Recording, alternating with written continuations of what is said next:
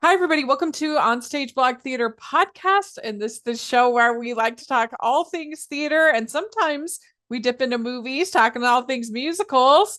And this episode, we are actually talking about the movies that are musicals that were nominated for Oscars in this year's Academy Awards. It's very exciting. There's three for Best Picture, which is quite a lot. So we're going to have a lot of fun talking about it. And I'm theater critic Rachel Wagner, and Jacqueline Collier's here. Hi, Rachel, when you emailed saying, "Oh, it would be a great idea to do, movie musicals," and it was like, "Okay, great, Wicked, Emilia Perez," and then like 5 minutes, I was like, "Yeah, that's great," and then 5 minutes later, you're like, "Oh, actually, A Complete Unknown." I was like, "Yes, Yeah. that's right." So it is really astounding that we have this many musicals Yeah. in that category this year, and I'm really excited to chat with you about them. Yeah, it's going to be fun. And we'll definitely be curious for comments and opinions because, especially for Emilia Perez, like, I mean, neither of us are trans, neither of us are Mexican. Like, we can't comment on certain aspects of it, but we can just sort of share our responses. But we want to hear what the community has to say and what they think about these movies for sure. Yes. Yeah. I just want to be Well, real. I just want to be really clear. When you said Amelia Perez, I made a face.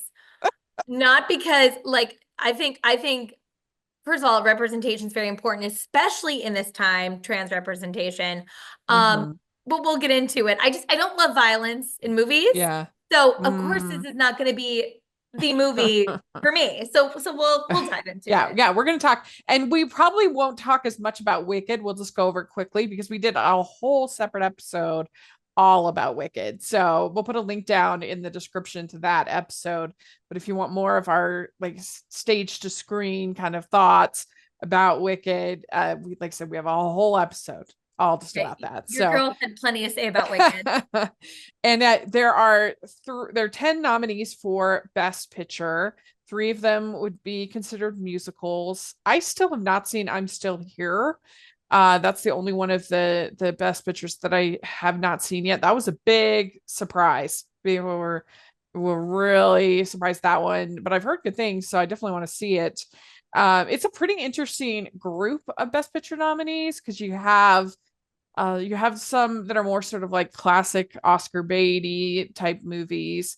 But then there's also some interesting independent stuff, Nickel Boys.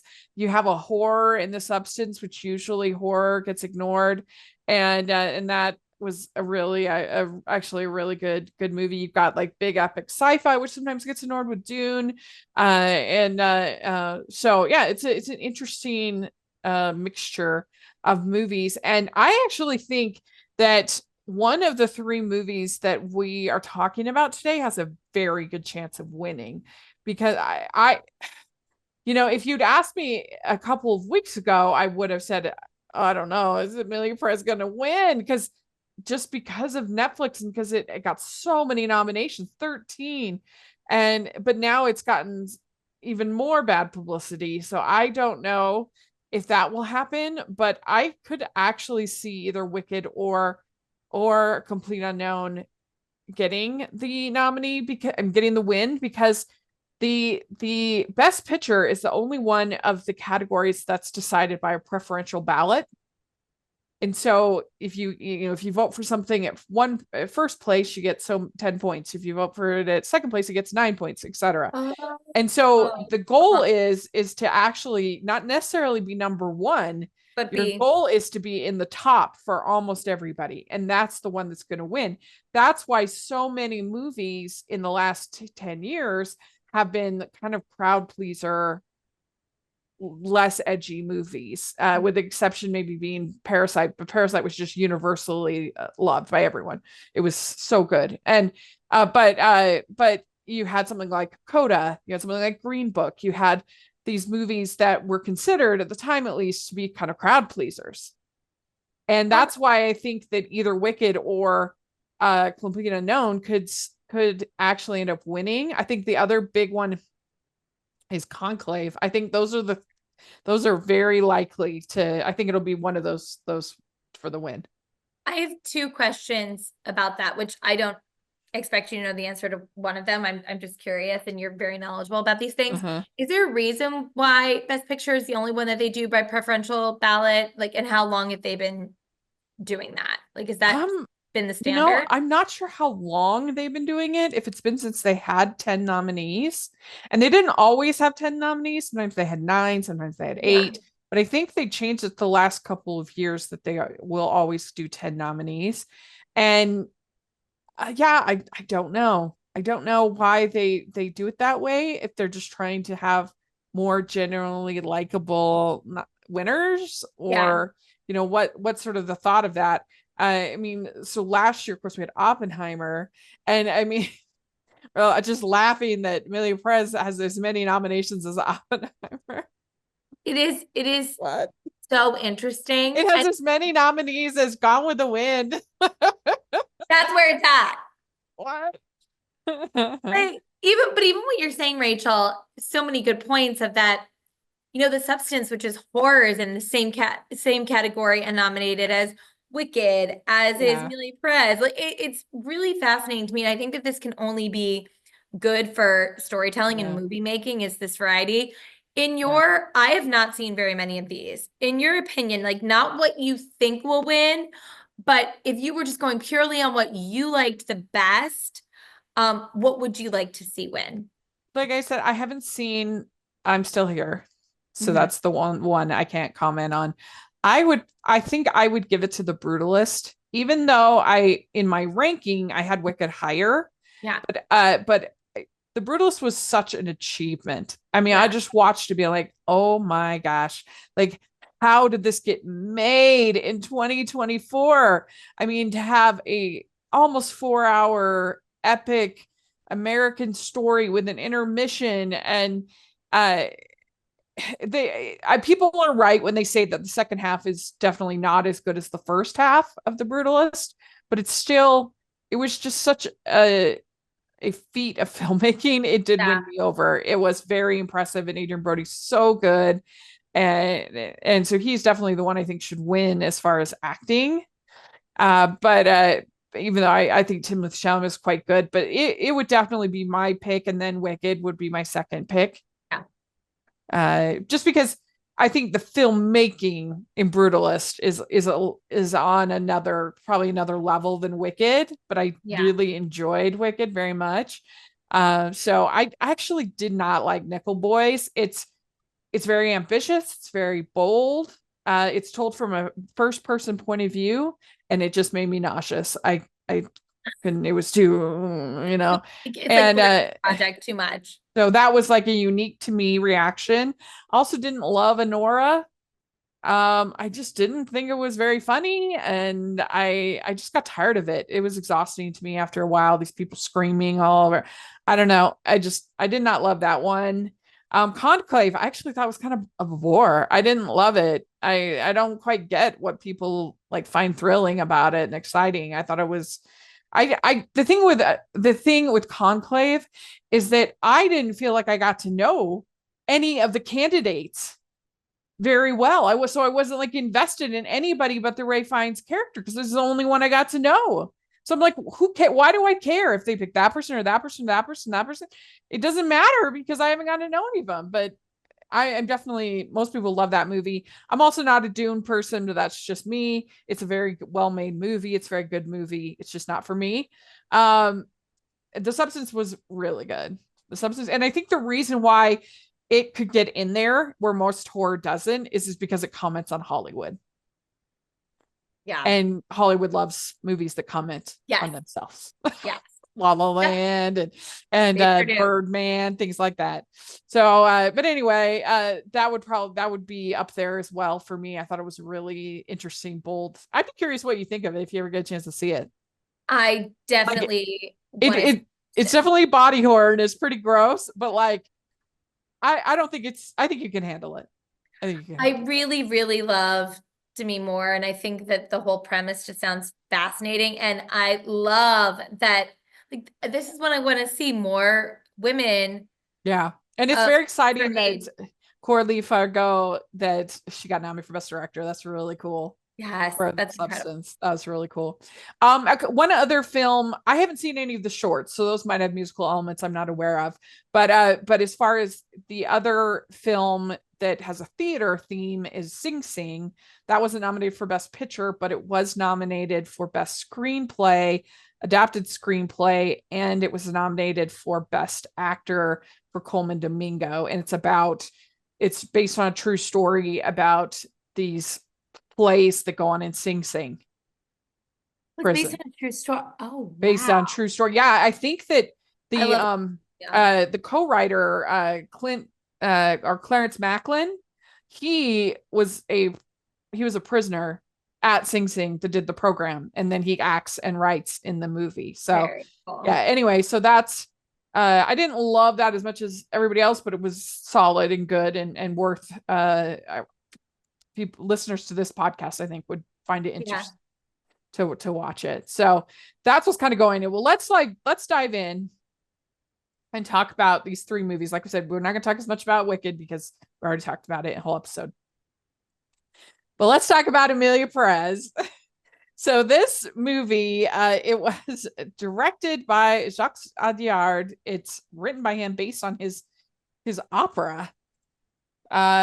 Yeah, his opera, and he wrote it with Thomas Bijan and Leah Miosis.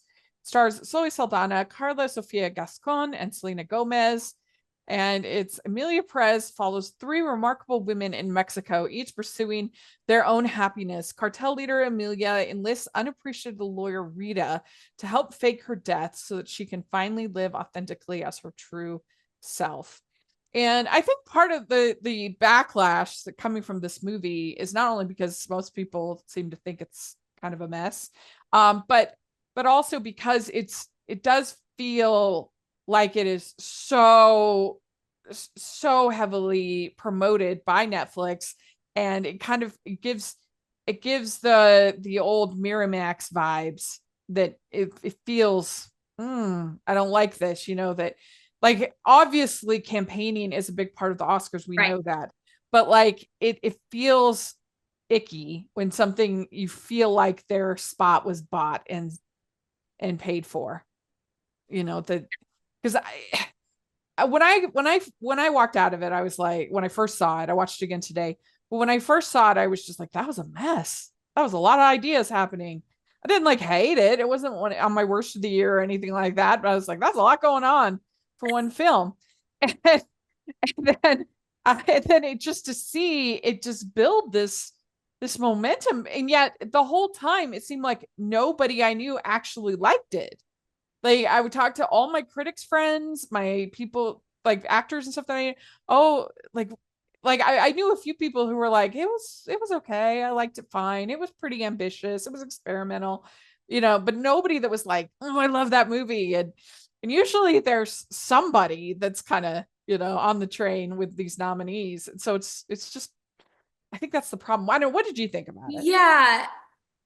Yeah. I mean, for me, it's interesting because on paper, what you just said, following the story of three remarkable women, like, yes. And especially on the surface of these characters, like I love Zoe Saldana's work. I was really excited to see her in this. I think she did a really fantastic job Yeah. too, but it reminded me of I haven't drank alcohol in a long time, but when I would, and I would find and I would be like a little drunk and be like, I'm confused. I don't really know what's going on. As Yeah. soon as this movie started, I was like, wait, what's happening? What? Yeah. I'm confused. And I then I was like stopping and starting to like yeah. follow along. I watched it you watched it in the theater, right? Yes, first time. Yeah, I watched it in the theater. That was quite the day because I watched this, and then right after I watched the movie Here, which is the Robert Zemeckis movie, which has the camera in the house that just stays Yes. there for generations, and you see it. Both of them not for me, but it was quite the day. You're You like, ever think you did that back to back? that was back to back? Yeah. So it's Wow. not always a great gig being a film critic. Let's Yeah, let's be real. There's sometimes a lot that you have to like slog through. And this was And I know in many ways it's just not like, okay, female storytelling, absolutely yes. I'm again very happy to have some trans representation. I think again, trans stories are so important. But this level of violence is so hard for me to watch. I do think at the very end, there were some beautiful moments of tenderness, Uh-huh. but it took a lot to get there. Yeah, What do yeah. you think? Well, I mean, I really felt like somebody told Adyard that oh, you can never make another movie again. So he's like, okay, I got to put every idea I've ever had into Ever one had, script, or one will have. movie. Because there was just so much going on. It was too much. And in watching it again today, I was just struck by the fact that like the first two songs, when it's just about Rita, are pretty fun. Yeah. When they're going through the street and there's the dancing, and she's just talking about like the grind of being a lawyer.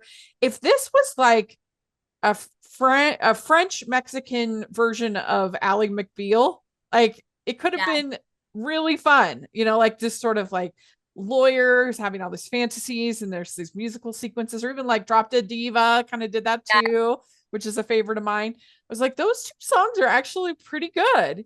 And then once it gets into the main plot, it just it just becomes a mess.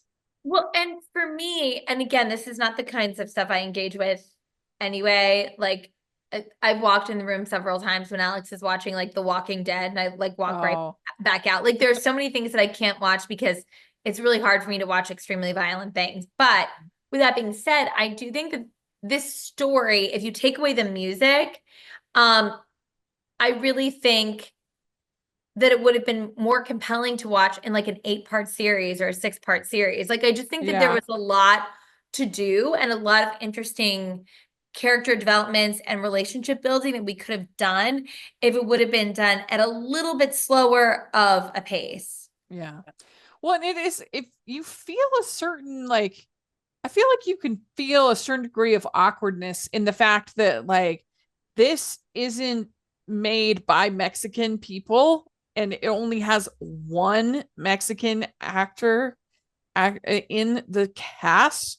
And also that there's that obviously you have Carla, but as far as like it's not a movie that feels like this is lived in the trans experience. It feels like there's just something about it that feels more like people wanting to like comment on what they see as the trans experience than rather feeling authentic. Again, I'm not trans, so I can't really speak to it, but that's just, there's just something about it that just doesn't feel authentic to me about it. You have Yeah, a that's French man making this movie about Mexico. You have non-Mexican actors. You have, you know, a director who isn't trans. yeah, I think that's a really good point, Rachel, that it does feel like it's not really about the trans experience, but what someone Mhm. feels like it is, or wouldn't this be an exciting story to tell through this lens? Which, yes, sure, but there just was so much. Um,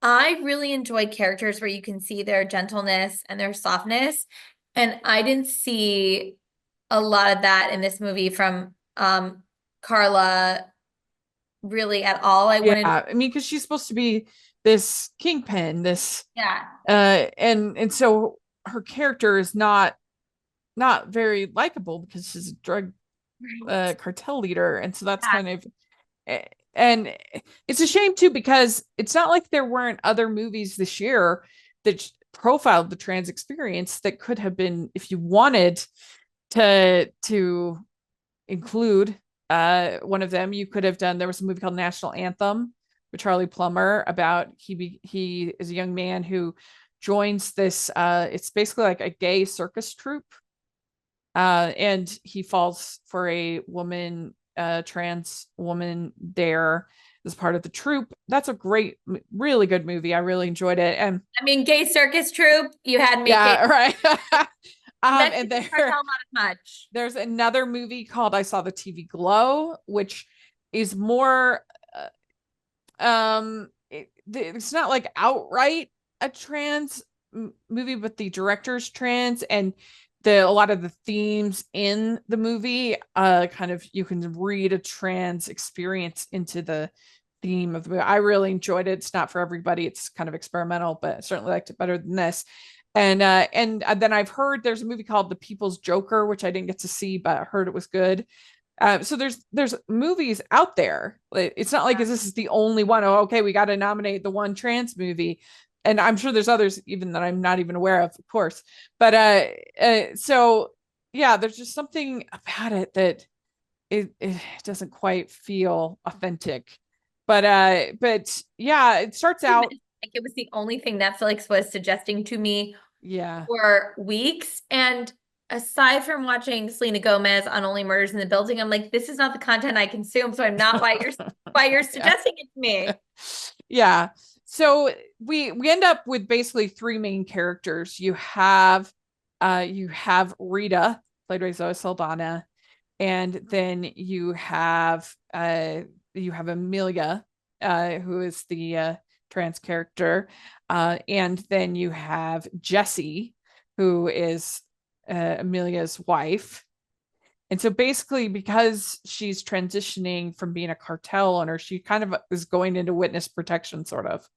And so she has Rita research what she's researched the different methods and things, and then she goes into hiding, but then she she stages this thing with her children and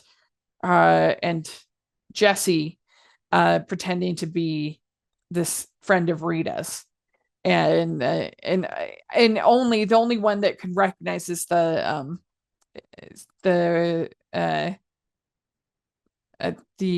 youngest one son recognizes Amelia's scent, and he sings the song Papa, called.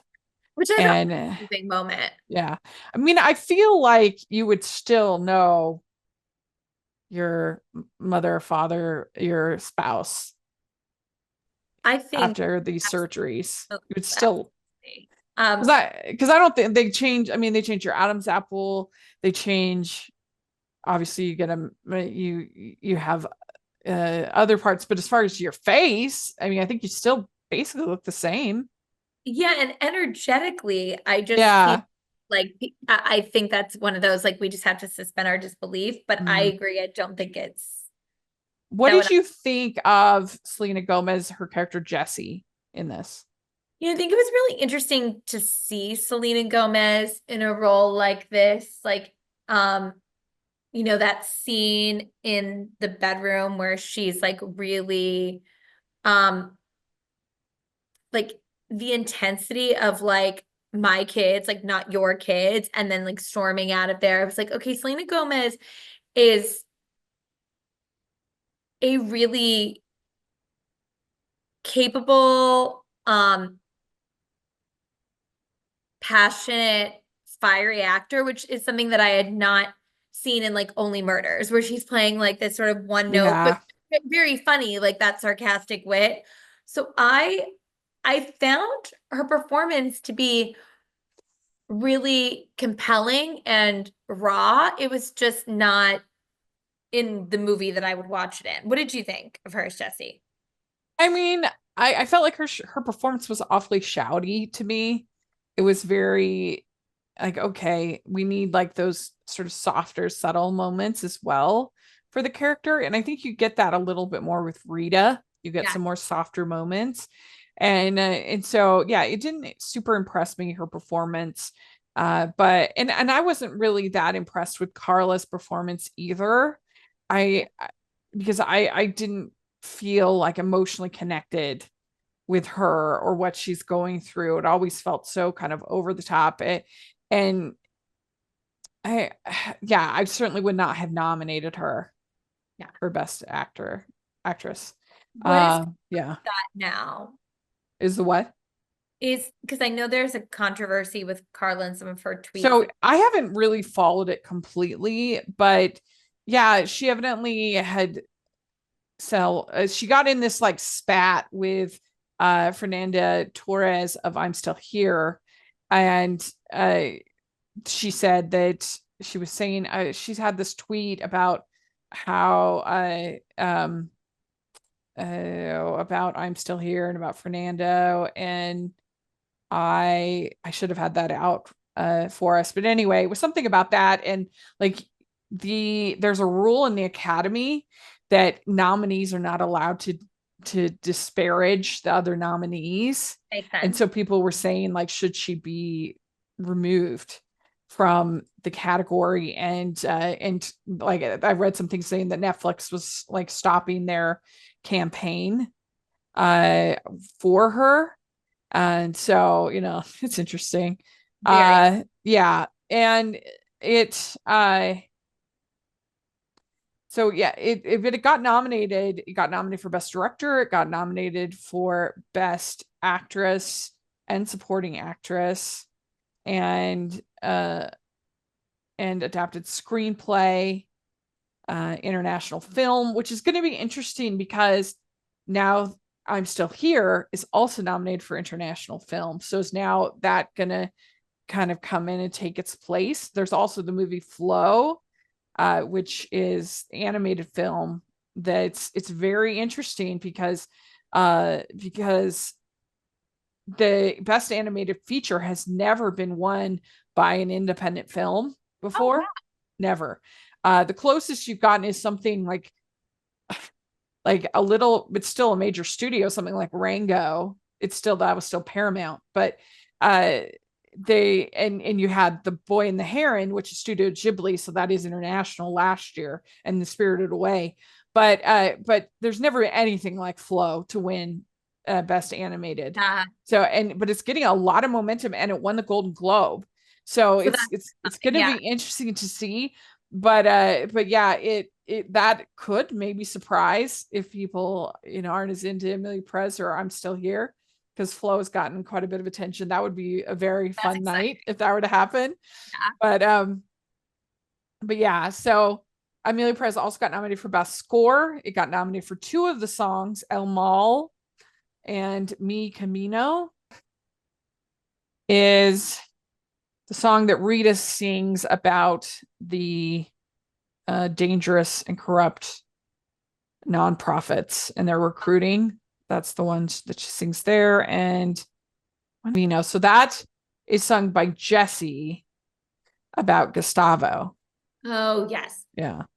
So yeah. So that was a Selena Gomez song. But that's kind of surprising because there were quite a bit of competition for best song, and I mean, what a ridiculous category this is, because they have two of those, and you think this year you had like the songs, which I didn't love Moana 2, but the songs were like pretty good. You had the songs from Mufasa by Lin-Manuel Miranda in there. You had songs from Alan Menken from Spellbound. So there was quite a few there, and they nominated The Journey from 6888, which what is that, by Diane Warren. And Diane Warren, I think this is her 18th Oscar nomination. She's never won. And I actually had the chance to interview her for South by Southwest last year. Oh And my it God. was very interesting because I was expecting her to be like, who cares? Right, Like, right. to just not care, especially after losing so many times. No, she is like so invested and gets like so.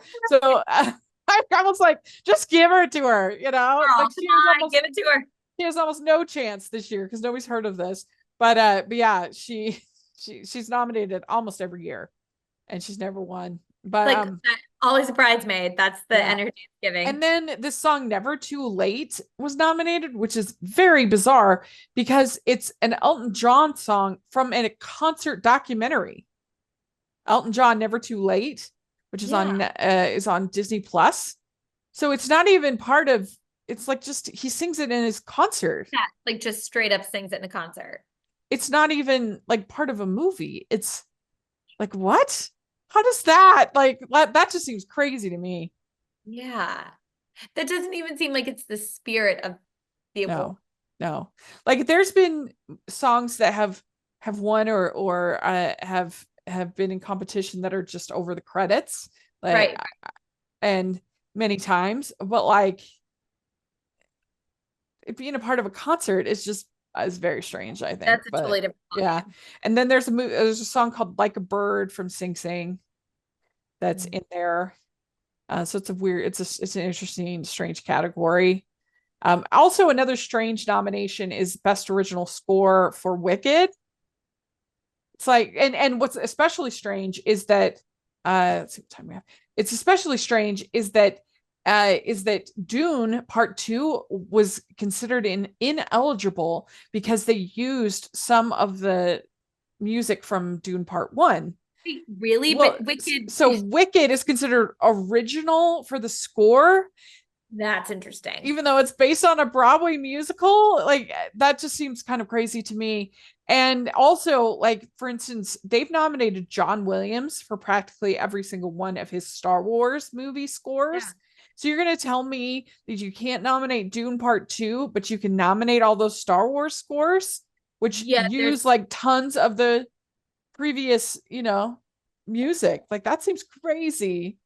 yeah, So, again, thing of like not seeming to follow the spirit of what the role was created for. yeah. So the Academy is just bizarre. But Yes. anyway, let's talk. I mean, do we have anything else to say about Emilia Perez? It's just very messy. Messy. And you know what? Like, I love someone taking a huge swing and I love Yeah. female driven content. So, yes, more of that. Love musicals. This just anything that's going to have this much violence in it is not going to be my movie. Yeah, yeah. And if it had just been this like random Netflix movie, I would have been like, "Oh, that was interesting." But For sure. 13 Oscar nominations up there with Gone with the Wind, I don't know. Yeah. Yeah. It's certainly one of those where you're like, okay, What? Okay, interesting. let's talk about A Complete Unknown. So this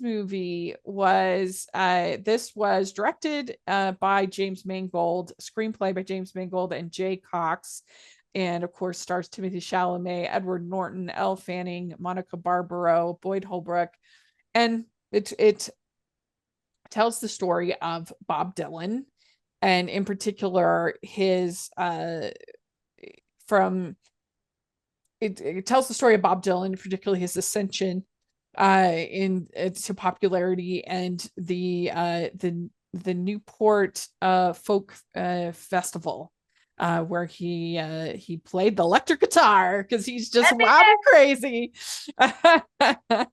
He And changed the music world that day, which yes, he it really did. was this watershed moment, which was Yeah. very exciting to see. So I'd seen this on a screener link for award screenings, but I was in New York when we had the critics press screening here. So I actually saw it today a second time because I wanted to see it again. So it would be fresh on my mind. It's not on streaming yet. And I wanted, see it on the theater. You got the chance to see it as well. What did you think overall? Um, so I don't go to the movies a lot, and this was fun because I went at 10 a.m. on a Tuesday, Yeah. and I was the only person in the theater, which was Nice. really fun.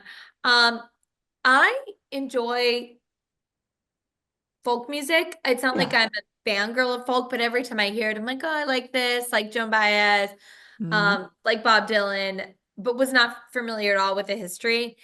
And I really, really enjoyed this movie. Yeah. I found it so compelling from beginning to end. The music is gorgeous, and the fact that the actors were singing a lot of it was wildly impressive. Particularly Monica Barbaro and Edward Norton blew me away. I Yeah. thought they were both so dropped in. Timothy Chalamet was great. And we'll get into that a little bit more, but I Bob Dylan is such a character. Like he's like putting on a character in his real life, like this Yeah. mystery intrigue. He's doing a thing. And I'm gonna be honest with you, like that character really gets on my nerves. It really gets on my nerves. And Bob Dylan.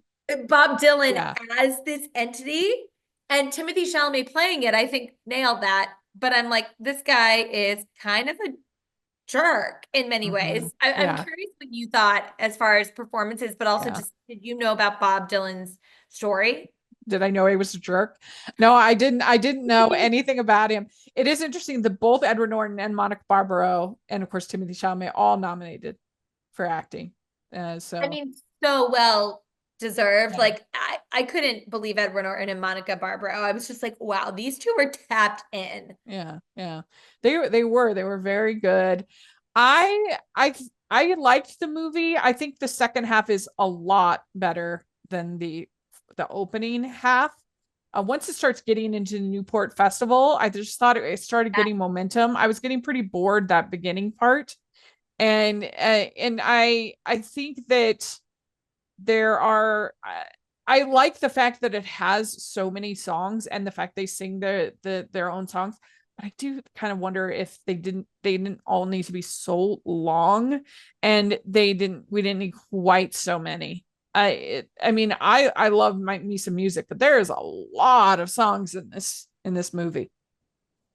I think for me, like, and again, I'm not like listening to folk music I'm more of a podcast listener. So I'm not Yeah, same. has like a super refined music taste. But whenever folk is on, I just think it's just so evocative. And Mhm. especially because folk music at this time in particular was so closely tied to like the social justice movement. I thought that this story was so compelling in all those ways. And even some of the characters that don't get as much screen time, like um Toshi, who's Pete Seeger's wife. Oh yeah, that was good. I He liked was that. so good. Even when she was just watching Bob Dylan and like tracking him, and like you could just see, I mean, so much going on Yeah. in her head, even when she wasn't speaking. Like it was just like, Eriko Hatsune is her name, the actress's name. So yeah, that was she was really good. I really liked Boyd Holbrook as Johnny Cash. I thought that he was excellent. That scene where he's parked the car, oh my he's trying God. to get out and everything. It was so good. And Johnny Cash, again, these roles are not easy to play because they're icons. Yeah. Well, especially because we've already seen James Mangold directing a movie about Johnny Cash. So we already Exactly. know, so much. And Yeah. June needs me to get back, and all that stuff. Like that was fun. I enjoyed that. Like I said, I thought that second half when it was really in the festival and there was like, was he gonna play the song? Is he gonna it just started to get a little more interesting where I think the first half was more just like your check off the list music bio pick, kind of a thing. Like the and but especially when he plays that complete on Rolling Stone, when he plays that song at the Oh, yes. end, it's very satisfying. You're like, yeah. And Yeah. you really do get the feeling, yes, that Bob Dylan is a bit of a diva, but you also get the feeling that he's also like a real kick butt and he does not care what anyone else thinks about him. Oh, totally. Here's honestly what it is. Complete legend who, I mean, like even in his bond too with Woody Guthrie and seeing, from that first scene to his last scene with Woody, Yeah, that was um, nice. it really was. It was a beautiful way to kind of to bookend this film. Um, I think there's just something about him that he's the kind of guy that when I was like 27, I would have been like, oh my gosh, he's so mysterious and brooding. But like he doesn't treat especially the women in his life that well, that great. He's a little bit of like a player. Yeah, And yeah. But um he's not like he's just kind of clueless. I think he's not like outright abusive or no, no, no. like they ride that line really well of like keeping him just likable enough, I I think. do agree like he's unapologetically who he is, but he's not setting out to hurt anyone. He's just very careful. Yeah, And I definitely. thought, I mean, this scene, Rachel, when um he gets Elle Fanning and it's like, come with me to Newport. Oh, yeah. And when she's watching him and Joan sing on stage, and I even love when he comes on stage and Joan says something, she's starting to play her guitar and she's like, just F off and sing. And like she's mad at him. But Yeah. then as soon as he starts singing and they just turn into each other, it was like this chemistry is electric. And it reminded me of a band that I used to love and they've parted ways since. But have you ever listened to the music of the Civil Wars? Oh, I've heard of it. Yeah. Heard of it. Yeah. John Paul White and Joy Williams made up the band the Civil Wars, and they were a duo that was their music is kind of folk-like also. And Rachel, I have never seen greater chemistry between two musicians. They were married to other people. He's John Paul White is still married to his wife at the time. She's since remarried and was with someone else. But I mean, that chemistry, I get red just thinking about it. And Yeah. that I was like, Yeah. ooh, the two of you, they have more chemistry when they're playing music far and away than when we don't even see them really be romantic or sexual. We know Yeah. it's happened. Like they kiss, Right. see any of the other stuff. It's true. It's like a music oriented relationship, which is so good for this movie. So good. And yeah. So overall, I found this entertaining. I did give this a positive review. I think his performance is so good. I just, if it were like, if I wanted to make it perfect, I would have cut like some of the songs and cut that first part just a little bit, made it like a little tighter. Like if this movie came in at like 2:15 instead of in no, if this movie came in at like 2 hours instead of 2 hours 20, I just Yeah. think that it would be like a little bit better. But James Mangold does tend to make kind of more bloated films a little Yeah. bit, so what are you gonna do? But overall, I think it was a pretty good movie and pretty satisfying movie. So if it did win, I wouldn't be sad. I'd be Yeah. fine. Yeah. So And I let's talk a found he was little. working on this Oh, role for 5 years. oh yeah, yeah, you could tell. Yeah, Yeah. I it's want him not and easy to Austin sing Butler like to get, that. was that? It's not easy to sing like that. No. And Mhm. I really want him and Austin Butler to get together as Oh like my gosh. and Bob Dylan and just be like, we went through it, man. Like, what is that conversation like? That would be really fun. Yeah, that would be good. I mean, you could do a take on Million Dollar Quartet, but add Bob Dylan in. Because That's that right. one, that's Johnny Cash, Elvis Presley, Jerry Lee Lewis, and Carl Perkins. You just do a Million Dollar Quintet. I'm in. It's all I'm in, fake anyway, Rachel. so who cares? Why not? Well, let's talk real quick about Wicked. So now we've had some time to sit on it. Have you gotten? Did you see it again at all? I haven't seen it again, but I really need to. Or have you seen Yeah, it? I have. I've seen it a total of 3 times. One time I went and saw it at the sing along. Oh, good. Yeah, I was it wanting that was. too. Yeah, and I went with my friend Camille, who's seen the stage musical 25 times. Oh, so you Yeah, saw it with I pride. did. Okay. Yeah, she knows every line, every word. She didn't need the You didn't need singing, that. but it was so fun. I sometimes I do wish that we weren't quite so stuffy as film Yeah. goers. That I get it. It can be distracting, but I don't know. Like it, I think that people just sort of getting invested in the movies, and like cheering or singing a little bit, like I'm okay with it. But of course this was allowed, so it was fine. And it was very, very fun. Very fun. I'm also okay with that. Like I can see both sides of it, but I think that we should cultivate more of a community in movie theaters where there are more screenings where it's like, okay, this one is like a more interactive Yeah. like experience. Yeah. And so Wicked, I think I believe got 10 nominations. So it was nominated for Best Picture. It was nominated for Best Actress, Best Supporting Actress, a Best Score, Best Sound, Best Production Design, Best Makeup and Hairstyle, Costumes, Editing, and Visual Effects. So a lot of those technical ones. And I think very well deserved, I think. Yeah. Yeah. Yeah, I think it's going to end up winning. Mm, I mean, it could win Best Picture. I don't know about the actresses. I think that it would be up for. I think it would win makeup and hairstyle, but I think the substance is going to win that because it's incredible the what they do with makeup in that movie.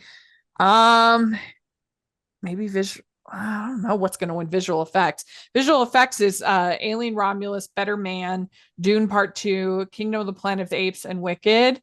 So I think that probably Dune Part 2 is going to win that. Yeah. Uh, but yeah, so I don't know what it might come away with nothing. Which Maybe would be sound. wild. It could maybe sound. Yeah. I mean, I was very happy that The Wild Robot got nominated for Best Sound and Best Score in addition to animation. So that's pretty good for an animated film to get Yeah. more than just the animated category. I would have loved for it to get nominated for Best Picture, but oh well. But anyway, so it might not end up winning anything, but it doesn't matter because the Oscars don't really matter. I think that most of the time, even people that are really steeped in the system and even people that are really part of all of this and the conversation and everything, most of us are like, what won last year? Oh yeah, Oppenheimer. So it like seems really important when it's happening, but it actually it really just kind of becomes trivia after a while. I mean, like, oh yeah, Coda, that one. What was that? Oh yeah. Absolutely. And I think that it was such a, commercial and Yeah. critically acclaimed success. And part two's coming, baby. So Yeah. now will that be up for the same sort of It could if it's good. interest? It definitely could. I mean, and a lot of times they wait for the second one, like they did with Lord of the Rings. Lord of the Rings was the third one for that. You know, they nominated Fellowship of the Rings, they nominated Two Towers, and Okay. then they finally give the prize to the last one So because they that's know, interesting. I could see. Yeah. yeah, that they're doing that. And I think maybe there's some hope that that might be the case with Dune, that maybe the next one, that'll be the end of that trilogy or whatever. I guess that maybe that will be its turn to give it. A lot of people were really disappointed that Denis Villeneuve didn't get nominated for Yeah. Dune for directing. And it does seem kind of crazy if you're going to nominate for all these visuals, for all the Best Picture. Like somebody has to put all that together. Somebody's got to. Right, and right. and Exactly. especially when you nominate Audiard instead of Villeneuve. I'm not Yeah. even a Dune fan, and that still seems bonkers to me. Anyway, it'll be interesting to see what happens. Let us know what you think of these three movies if you've gotten a chance to see them. Do you think that they're worthy of their nominations? We'd love to hear if you got to see any of the other nominees, what you think. And if you think something else should have been nominated that wasn't, all that. Let us know in the comments. But Jax, where can people find you?